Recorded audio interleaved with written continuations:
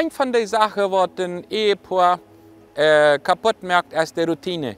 Immer bloß das Zeltchen mit Arbeiten, an Eten, an Schlupen, an Wegnehmen, an das Zeltchen, und immer Routine.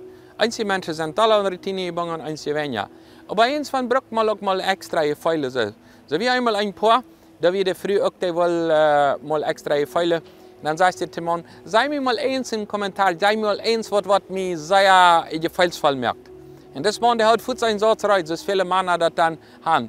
Einer steht was Positives, dann fängt er was Negatives. Oder der fängt was der früh wirklich wird ab ihr Pfeile gehen. Das Mann, der sagt, ja, sie kriegt da immer gehen, wo du geputzt hast, da wo die Flüge wahrscheinlich, da sich immer gehen. Was glaubst du, der früh haft die Pfeile hat? Ja, große Pfeile, aber nicht im Positiven, sondern im Negativen. Manche Männer nutzen das aus, oder früh nutzen das aus, wenn der Partner eins will, seine letzten Moment dem eins von die Pfeile raufzubringen. Ich sehe nicht ein Mensch, der in die Gesellschaft ist, die Pfeile nicht herzubringen, sondern immer raufzubringen. Ich will nicht, dass du einmal die eins von seiner Geld fällst, eins wann. Manche nutzen das aus, immer diese Situation im nächsten kaputt zu machen. Und die Bibel redet all davon, und da sagt uns die Bibel, all in Kolosser Kapitel 3, Vers 19, da sagt die Männer, je sollen jene frühes Leben und nicht besser zu gehen sein. Die Frühleuwe und nicht besser gehen sein. Das wird besser, braucht das im Originaltext ein Schierpapier sein, was die ganze Zeit versucht, einmal so Raum zu scheren. Einmal ein bisschen scheren, dass im nächsten Jahr da fehlt noch was. Einmal will ich sagen, dass das, was der andere hat getan, ist nicht Geld genug. Mit anderen wird, bei diesem Mann, weißt du was, für mich ist das nicht so wichtig, wenn du den Flur reinmerkst. Ich war so gut als ich will, wenn ich der König hier, und mir ist das nicht wichtig, dass du das Fan reinmerkst. Und mit anderen wird noch so, ich versuche diesen Moment, wo die was hochgebracht sind, mit den Pfeilen, wo ich die raufzubringen. Beim Eten ist es bei manchen so, das beste Kommentar, was einzige Mama oder früh kriegen, als wenn die keinen Kommentar kriegen.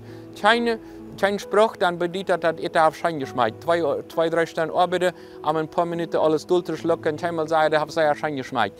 Soll das aber für Salze sein, oder angebrannt, oder nicht der Titel, dann führt im Kommentar, hast du das immer viel zu salzig, hast du das immer viel zu heiß. Dann das Negative sein, immer fertig bringen. Von Natur aus, von der Sünde her, sind wir leichter geneigt negativ. Aber die Christen für sich wird weißle, dass wir die positive Sache auch verheben und dass wir das können sagen, dass wir können das fair wegkommen. Weil es das nie leben. Bist du geneigt, immer negative Kommentare geben in deine Familie, oder in Gemeinde, oder in die Gesellschaft, oder versuchst du das Positive auch fertigzuholen. Versuchst du immer dann, wer was Geld Gefeile braucht, in die Routine reinzukommen, dass du dann siehst, was Negatives, und dass du noch lange in Erinnerung bleibt an das Negative. Oder bist du jemand, der die Gesellschaft abbüht, und die Familie abbüht mit positiven Gefeilen. Mag Gott dir wieder helfen, mag Gott dir daran anleiten, dass du kannst positiv sein. Und wenn du sagst, aber ich bin von der Natur aus negativ geneigt, okay, wer tue ich das? Sehe die positiven Menschen. Vielleicht hast du eine Mai gehabt oder ein Paar gehabt, wo das immer negativ ist. Der hat immer am Dach schlimm. Der ist immer da übergerannt. Der hat immer bloß das Negative gesagt. Oder wir sind eine Zeit wieder in der Schuld, wieder in der Schlechtet. Wir sind hier einfach in einer Routine angelangt.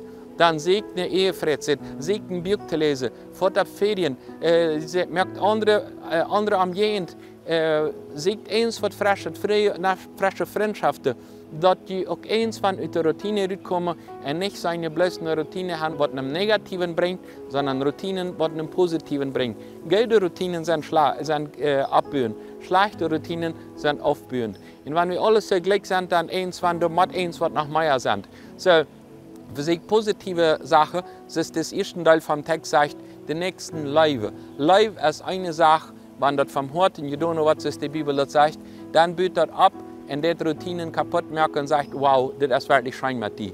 Aber wenn das Betterkeit ist, in seine bessere Welt zu geben, dann büht das auf.